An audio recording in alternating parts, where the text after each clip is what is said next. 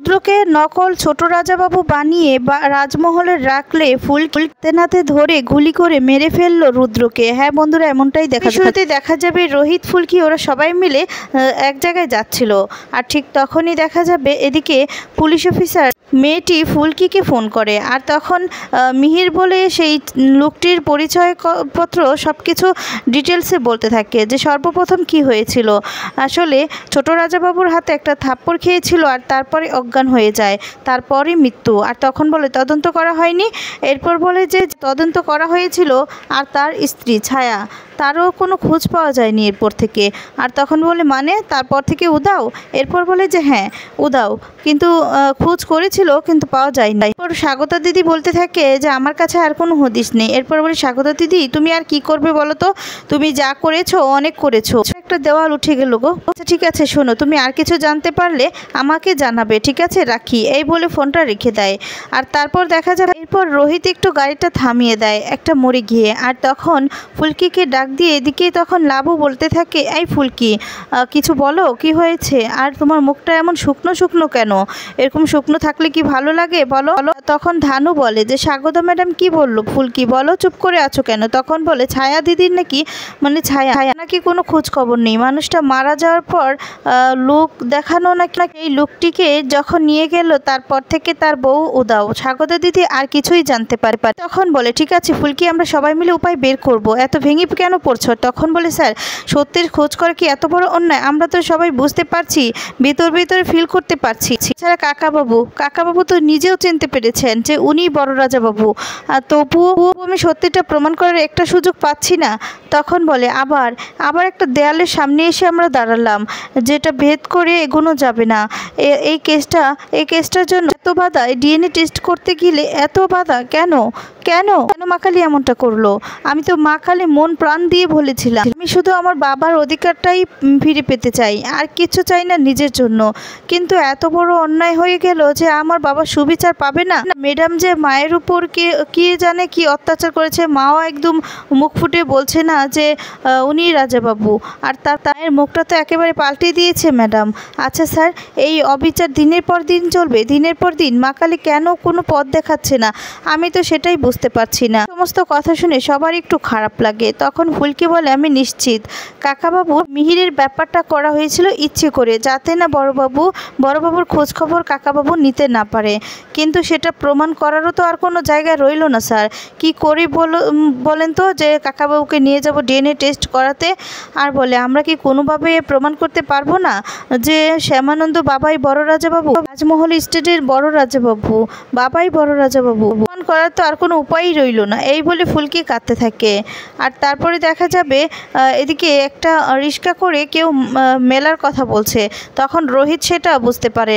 রোহিত তখন ফুলকির মনটা ভালো করার জন্য নেমে ফুলকিকেও নামতে বলে। আর তখন সবাই মিলে সেখানে আসলে রাস্তায় দাঁড়ালে তখন রোহিত বলতে থাকে ফুলকি চলো, তোমার তো মন ভালো নেই, চলো আমরা মেলায় যাই, মেলায় ঘুরে আসি। তখন বলে না স্যার আমার মনটা একদম ভালো নেই। তখন রোহিত বলে কেন মন ভালো নেই কেন, এমনিতে তো বিয়ের পর থেকে তুমি মেলা বা কিছু দেখলেই তো ছুটে যাও, তোমাকে বলতেই হয় না, আর এখন তোমার মন খারাপ বলছো।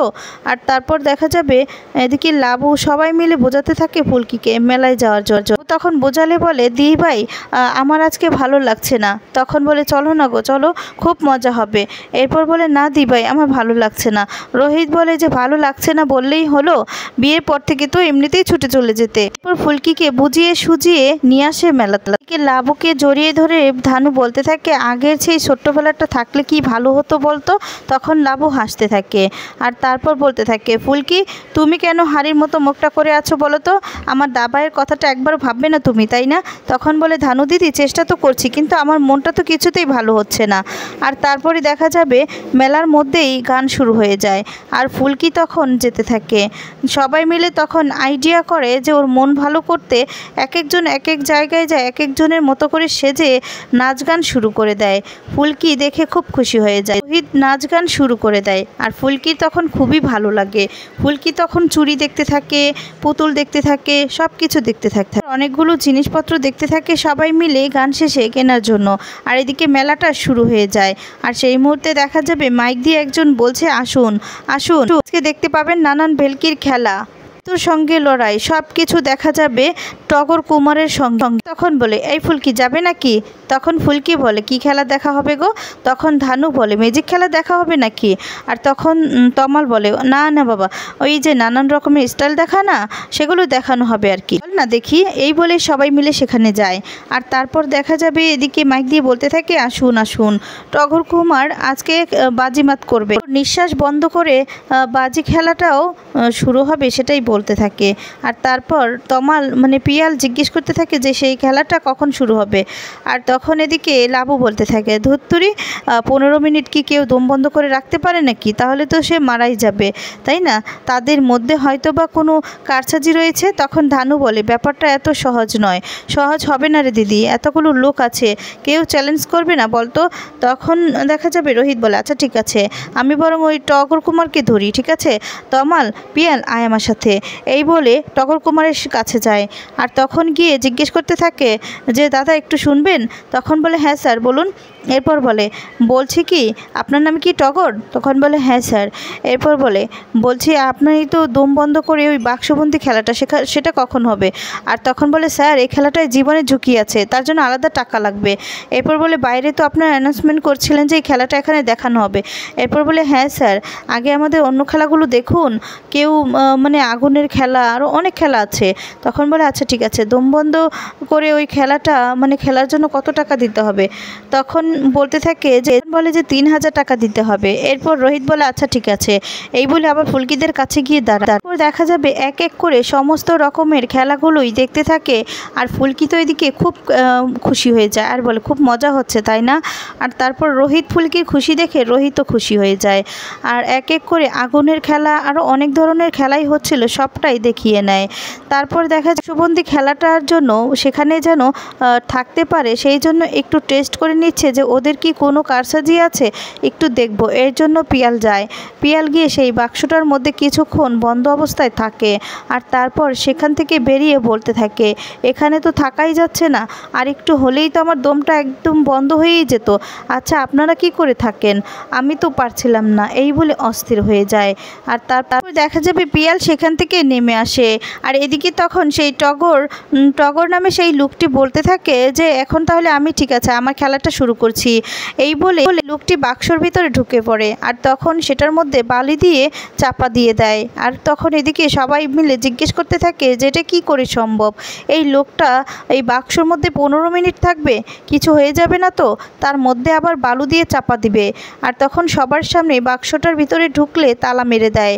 আর তারপর বলতে থাকে এদিকে যে আপনারা দেখছেন টগর কুমারের বিখ্যাত খেলা মরার মতো বাচ্চা, দেখুন এখানে বালি চাপা দেওয়া হচ্ছে।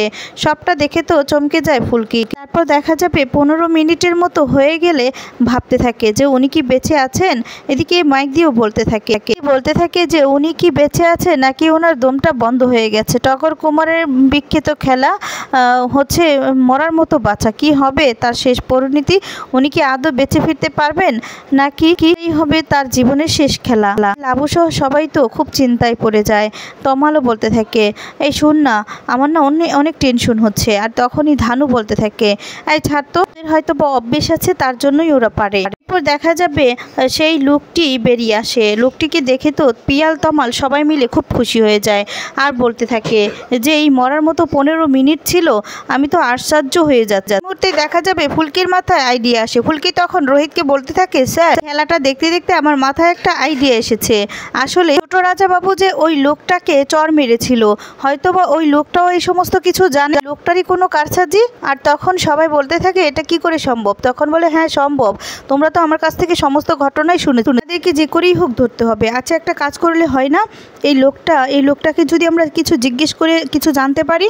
আর তখন রোহিত বলে আচ্ছা ঠিক আছে, তাহলে এই লোকটাকে আমাদেরকে ধরতে হবে। তারপর খেলা শেষে দেখা যাবে সেই লোকটার কাছে যায়, গিয়ে তখন বলে আচ্ছা আপনার সাথে একটা সেলফি তুলি, খেলা না খুব ভালো লেগেছে, আপনার ফ্রেন্ডস হয়ে গিয়েছি আমরা সবাই। আর তখন বলে এটা তো আমাদের ভাগ্য, আমার ভাগ্য, আর সেলফি তুলবেন এটা তো আমার ভাগ্য। আচ্ছা ঠিক আছে, এই বলে একটা সেলফি তুলে নেয় সবাই মিলে। এরপর বলতে থাকে যে আচ্ছা ঠিক আছে আপনার সাথে যদি একান্ত একটু কথা বলতে পারি। আর তখন ফুলকি সমস্ত কিছু জেনে নেয়। পরবর্তী পর্বে দেখতে পাবেন যে রুদ্র রাজাবাবু সেজে রাজমহলে ছিল। আর সেই মুহূর্তে ফুলকি আসল ছোট রাজাবাবুকে নিয়ে এসে ধরে ফেলে রুদ্রর মুখোশটা। আর সেই মুহূর্তেই রুদ্র ফুলকিকে ছুরি দিয়ে আঘাত করতে যাবে, সেই মুহূর্তেই রুদ্রকে গুলি করে দেয় ফুলকি। সবাই সবটা দেখে অবাক হয়ে যায়। ছোট রাজাবাবুকেও সাথে করে নিয়ে আসে। তো বন্ধুরা, এবার যদি রুদ্রকে শেষ করে দেয় তাহলে তোমাদের কেমন লাগবে দেখতে কমেন্টস করে জানান।